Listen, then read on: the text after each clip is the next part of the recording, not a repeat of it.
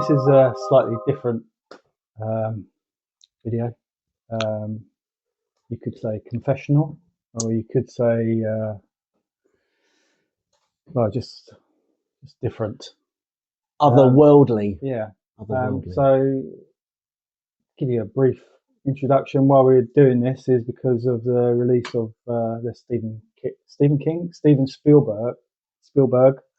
Oh my, yeah.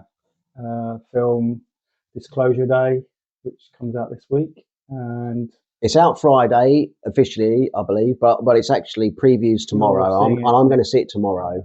But I know I've stayed away from as much as I can any spoilers or any reviews because I don't want to know really.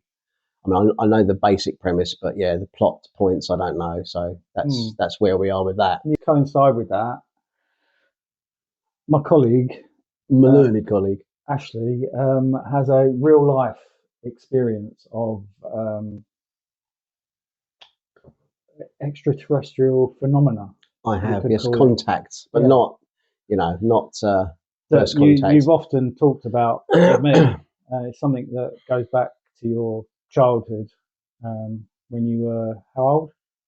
I think I must have been about 8. I limit the amount of people I do tell. Now, obviously, well, at least 8 of our subscribers are going to hear it, so at least 8 other people will hear this. But yeah, I'm very cautious of sharing it too much because people do sometimes think you're a crank or a crackpot. But yeah, so like my colleague here, Melvin was saying, it's kind of film related as well. So Nerd Juice is generally film and pop culture stuff, as that's what we aim to explore. But I thought this would be a good opportunity to tie in a bit of real life experience relating to a forthcoming movie. So just to give you a little bit of context about me, I mean, I've been fascinated. Well, to be honest with you, this experience probably did kickstart my fascination with probably science fiction. Really, right. I think it was inclined to like sci-fi, and because there's a lot of it on TV back in the 70s. Because I was born in 1971, so the Doctor Who's and the Star Trek. Reruns, the 60s show was being rerun, and anything genre like Batman and I always the Tomorrow People, Blake Seven, thank you. So yeah, for some reason I did. You gravitate. I did good word, gravitate. Those sort of very relevant programs. In context. Yeah. So what came first? I'm not entirely sure whether it was. Well, I know every kid loves dinosaurs, don't they? So I do remember being about 3 and loving dinosaurs. And then maybe there was a toy line, a sci-fi spin-off toy line. I can't recall now. But definitely Star Trek. I mean, in my mind, I remember watching Star Trek at a very young age, probably on a black and white TV. So when, for young people out there, that must sound unbelievable that there was a time when there wasn't colour. But yeah. Our first TV was like a 14-inch portable black and white telly. And I remember watching Star Trek on that, and then Doctor Who, of course. Doctor Who probably before that. So this event has really sort of stayed with me ever since. And yeah, really. So the event happened at your primary school, didn't it? Yes. Do you want to go back to that day? What were the events surrounding it, and what happened? I mean, obviously, it's very bizarre, and it's kind of I was saying this to you earlier before we set up the camera and stuff, and we planned on talking about it. That it's something that it had such a massive impact that it is kind of etched on my memory. Is it a clear memory then? Like, some memories from when you're younger, they're they're not clear, are they? Bit hazy. Sometimes you have to get you get your memory jogged by someone else, or say, "Oh, do you remember that?" And then you'll go, "Oh yeah." I think or, I made. I remember it differently. I'm sure I've embellished it, to some degree because it happened so long ago. I mean, it happened. Like I say, if I think I was around 8 when it happened, and I'm 55 now, so I can't do the maths. But what's that? 40. What is that? It's over 40 years ago, isn't it? Let's leave it at that. Yeah. So, but yeah, I mean, it's indelibly etched on my memory, and I think I made a conscious decision to remember it. Right. I think I every now and again I kind of revive the memory just so it's still freshish in my mind because I don't want to forget it because it was so significant. So I want it to be remembered. Right. And I think maybe part of the reason documenting it like we are today is to sort of maintain that memory, which obviously does fade over years. So yeah, maybe maybe it's been slightly tweaked and, the chronology isn't quite correct, but generally speaking, I think I'm quite clear and my memory is fairly accurate about what happened. So, there's always been a massive interest in UFOs, just generally, hasn't there? I mean, what's out there if we're alone. Obviously, UFOs now is in the news. It's a bit of a hot topic, isn't it? With the disclosure of files from the Pentagon. Yeah, the last few years there's been quite a lot in the news, hasn't there? And obviously Spielberg's new film, Disclosure Day. So yeah, now seemed like a good time to discuss it. So if I cast my mind back, so it's going to be like the mid to late 70s. I can't remember exactly, but I was at primary school, so I was a school child, a pupil at a small primary school, and my recollection is, I was going to say a day like today, but it was probably a little bit sunnier than today, and so I'm assuming it was kind of late spring, early summer time. It sounds about right. There was a few clouds in the sky, but it was generally speaking, it was a pretty blue sky, clearish day. Nice day. Nice day. Yeah, warm. I remember us probably we didn't have coats on, put it that way. Right. I think probably just in our shirts and our school trousers. And break time, so you have a break. What break it was, I can't remember. Maybe the lunch break time, or maybe an in between lunch time where you'd have a short break and you'd go out and play in the playground, which we all ran out and were doing that. Some people were skipping, some people were whatever they're doing. Marbles. Yeah, probably marbles. Hopscotch. Yeah. Hopscotch was always a good game. Shove penny.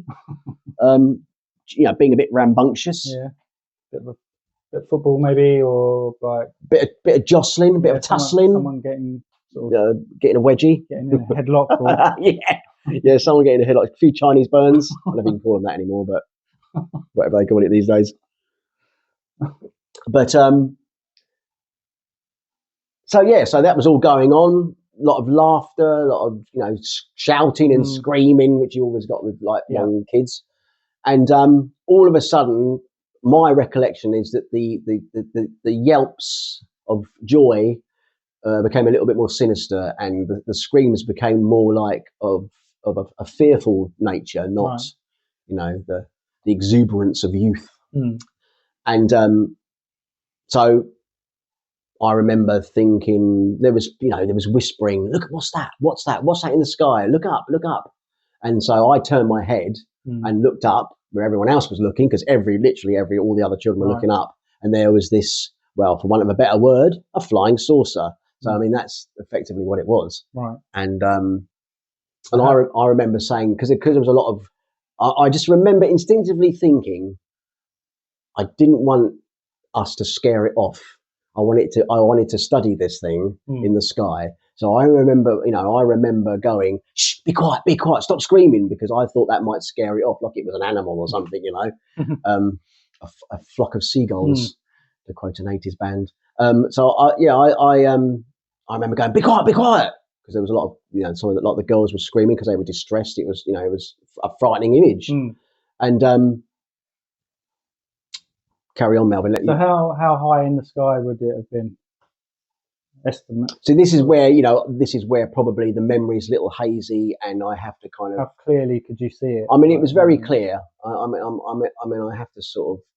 Like, what could you see? Like, was it like the classic sort of? It was classic sort. It was the toy, the spinning top. Right. Do you remember that you might have as a child, and what we used to have when we were children? So you'd have it would be like a saucer shape, and you'd pump it on the top, and it would spin round. Yeah. So a spinning top, very much like that. Seemed to be metallic, right? Because it was sunny. It seemed like the sun was reflecting off, which to me looked like windows. Okay. So it was, there was a glare coming off the thing itself. It looked very, chrome. Was it making any noise? No, absolutely deadly silence. Right. No sound at all. Only sound was coming from us. And then eventually the teachers who came out to wonder what all the commotion was about, because they heard all this screaming, and then they sort of heard nothing. So they all came out to have a look, and they were all looking up, gawping at it as well. Right. So it wasn't just the kids that saw it. It was also the adults, which in later years I would really have liked to have got, accounts from the adults that were there that day, but unfortunately, I mean, I didn't follow it up, and a lot of people have probably, most of them have passed away, I imagine, by now. We're talking mid to late 70s. Sadly, most of them probably have passed away. But so yeah, it was there for. It seemed to be, time seemed to slow down. Right. It seemed to be going, in slow motion, and then basically, from it being stationary at a stationary point, it just shot off at an incredulous, unbelievable speed, right? Without making sound. Still, it was still completely silent, and then you could just see it, like just where the sort of cloud base was in the sky. And you could still see it spinning. It still appeared to be spinning because you could still see the sun reflecting off it. But it was like a dot in the sky. So so I would say a rough guesstimate in the sky. I mean, I remember years later, I actually, because then I became fascinated in astronomy, and I bought a book that was all about astronomy and the planets. And in the back, there was like a little a facsimile of a form that people who had sightings would fill out, and then I think it might have been an American publication. So it was like you would submit it to like Project Blue Book, which was a thing back then. You'd probably heard of that. There was also a TV series relating it back to nerdy stuff. There was a TV series in the 70s, I believe, called Project Blue Book. Project Blue Book has been disbanded now, but it was a thing where I guess they were trying to just coalesce all the sightings and information into one big department, I guess. Yeah. So it was like a facsimile of that. And I remember filling that out because I wanted a record, basically. I mean, that was many years later, but I did fill this form out. And I think if I remember, I'd said it was probably about the size of a small family car. Right. It appeared to be. And it was probably, it appeared low in the sky. So I don't know. Like tree kind of tree top height. Yeah, 200, 300 feet maybe in the sky. It appeared to be. But yeah, obviously a very significant thing. And it scared me. I mean, I was a bit scared. And I remember going home and I must have told. So this is the weird thing that ties in with something. So you carry on. Sorry, yeah, I was just going to sort of go back a bit, after it happened. So it's shot off into the sky. And do you remember? Do you have any recollection of like what happened next? I think maybe. What the teachers said. Did they? Well, at the time, there was. I don't remember any of that. I don't remember any conversation about it at the time. I think maybe we as kids probably were like, "What the hell was that?" What do you think that was? But it was only the next day, or maybe that same week. I can't obviously completely remember the chronology, where we had an assembly, and all the kids got together, as you do in an assembly. And I remember the headmistress, or maybe the deputy head, there was like a speech. She was, I think it was a she, saying, we know you were very scared yesterday and you saw something very unusual. We've contacted the authorities, and you don't have to worry anymore because we've been told that it was a weather balloon. That's the classic debunking. You know, anyone who knows anything about UFOs or UAPs will say, especially back in, you know, the early days, they were always dismissed as a weather balloon or an aircraft. I mean, this was too low to be like an aircraft or a balloon of any description, really, because it didn't move slowly. It meant it moved faster than any, let alone balloon, any vehicle. I mean, that's partly why it's still in my memory. I mean, it's such a unique. I've never seen anything like it since, and apart from in the movies, maybe. And I've never seen any. I'd never seen anything like it prior to the event. So it's you know, it's significant. Yeah. But yeah, we were told, don't worry, it's a weather balloon. You know, the government has your back. So don't worry about it. So I think it was kind of. I mean, I don't think I bought that excuse even back then. Even when I was like a young child, I thought, well, that's. You know, I think a balloon, it didn't move like I've seen balloons, even weather balloons, still they float like balloons. And I don't know much about weather balloons, but like it wouldn't be the size of a a family car or whatever. I don't know, but I wouldn't imagine so. I mean, okay, I haven't looked into it in depth, but it just didn't look like a balloon in any sense that I know what a balloon looks like. But here's the other thing that ties into something a little bit bigger, a bigger picture, is that so I may have told my parents like, oh, I saw something very strange at school today. I can't recall that, but I do remember this, that and this is a very famous what do you want to call it, visitation, an event that took place in a Welsh town called Broadhaven. If you Google Broadhaven, it's a very famous UK UFO sighting that was, well, this was another school that happened, and it was at a school. Yes, it was at a school around the similar time. It was within. It must have been within the week, because I remember seeing a news item on a show that was called John Craven's News Round, which was like a young person's news bulletin show that used to be on. I think it ran until quite recently, didn't it? I believe. Yeah. I don't think, is it still going? I don't know. Craven. John Craven was. Yeah. You Google him. He's still going. He's still going. Yeah. He does like Country File, doesn't he? Yeah, like a country a program set about agriculture and farming, and you know the living in, like we do, not towns, but you know, we live in a rural community, don't we? Yeah. So rural matters. But he used to present a children's news program, and this Broadhaven event was featured on this program. And I do remember saying to my mum, "That's exactly what I saw," or you know, maybe not exactly, but that happened to our school, and that just kind of cemented and reinforced that I had seen something that was out of the ordinary, or out of this world, if you like. You know, that wasn't of this earth, this realm, and that really stuck with me, because that just reinforced it. Really, if it had been just us, our class seeing, our school seeing it, you know, you could have dismissed it like flights of fancy. But the fact that another school experienced something very similar, I mean, if you Google the Broadhaven event, I mean, that was slightly different in that. In that event, it was claimed that the saucer landed, and all the kids drew not all of them, but kids drew pictures of a being that exited the vehicle. So that was very interesting. I mean, that never happened in our event, but it seemed too much. You know, the coincidence was just too great. And then I was off running. It was like, oh my god, I'm fascinated with sci-fi now, and aliens and UFOs, and you know.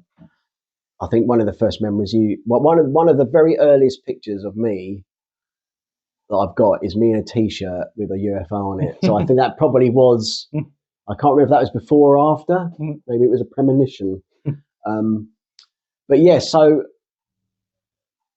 I guess the point of today's little segment is to, you know, I'm like probably like you, Melvin. I mean, like a lot of people, I'm still skeptical. You know, because until you have concrete evidence, you know, until you're almost like shaking hands with a grey or whatever, a Venusian or whatever they are, Beetlejuicean, then I will still be slightly until sceptical. they announce it on the news or something. Yeah, till one of the beings is giving a speech. All those clicking. He's at 10 Downing Street with That's it. That's it. And he's perhaps going to run for Prime Minister. I don't know. But yeah, till one of them's doing that, or was at the UN or whatever. Take me to your leader. Yeah. Until that, I will still be slightly sceptical. But I think I'm more in the believer camp, right? Because of my experience. Because I a lot of people, they just think it's complete bunk on it. Like the moon landings or whatever. They put put it in the same category as the moon landings. It's just made up. Yeah. Which I suppose it still could be. Who knows? I mean, but it's interesting that a lot of not all, but a lot of the stories are similar, aren't they? Like the experiences are similar. I remember I was listening recently to something. It was about I can't remember what the name is. There's the couple in America in the 50s or 60s. They were Betty and I think I've watched some of that material and that was quite interesting. Like in some backwater. Yeah, they were driving through somewhere and. Yeah, was that an abduction situation, or was it just? Yes, it was. Yeah, that's right. Yeah, they both got abducted, and it's that, and it stayed with them sort of all their life. I mean, like those guys. I mean, I will take this to the grave, and to my dying breath, I will state, because I've had other people who school friends at the time say, "Oh, I think you're remembering it wrong," and or it never happened. But I know it did happen, because why would I remember it if it didn't happen? Yeah. Why would I? I mean, I'm not. I wouldn't invent something like that. And certainly, if I was on my own, people could question it. But the fact that it was a group, it was experienced by a group of people. And I think sometimes people are. My fellow classmates who I don't stay in touch with. Really any of them now, but I mean, I think some of them may have been in denial, or maybe some had believed the corporate line, like it was a weather balloon. Yeah, and which is fair enough. When you're young, you I guess you would tend to believe what it's a child's imagination. An adult told you, and you believe what adults tell you. Yeah. I mean, I suppose I've always been a little bit anti-authoritarian, so I never believed that. I thought, I can't believe that, because that's not what I saw. And I've had, to add veracity to my claims, I mean, there were at the time people exaggerating what happened, but that people were saying, other children were saying, "Oh, I saw it land in the field and this thing got out, or something fell off it." I remember that one of my school friends said, "Oh yeah, when it zipped up into the sky, it ejected out of it, and it landed in the field." Well, I know that never happened, because my eyes were transfixed. I mean, I followed it, I was transfixed by it. I was in awe of this thing. So I made sure I followed it on its journey, and it's, until it disappeared, really. And I think, it started fairly low. It then, if I remember correctly, it started low. It then kind of went high, but not out of sight. And then it went it was like a little dot. Right. And then it just went, if my recollections. There's about 3 stages to its movement, low, medium, high, if you like. But it might just have been medium and then high. I can't completely remember. Did it stop then? Oh God! I mean, it was like a dead stop. Oh yeah, yeah. It didn't slow down. It was. I mean, again, like a normal, like any conventional aircraft that we have in existence today. It didn't slow down. It just it went from stationary to a different position in milliseconds. Right. There's no speeding up, and it just zipped. Right. My only choice of words I can use. It just shot. You said no sound. No sound. No propulsion. Right. No. Yeah. Oh, right. Didn't leave like a vapor trail or anything like that. Chemtrails. There was none of that. It was no sound. It was shocking, and it stayed with me, and it has kind of coloured. It's kind of been in the back of my mind forever, really. Little things, that I've done. I mean, you've had to endure my musical forays. my forays into musical expressionism. Yeah, you've written written songs about it, and and I mean, me and Melvin, we joke about this. Obviously, we're just trying to get this YouTube channel going, but we've always spoken because we don't come from a rich background, but what if we had unlimited money, and what would we do? And I've always harboured this desire to somehow document it or dramatise it.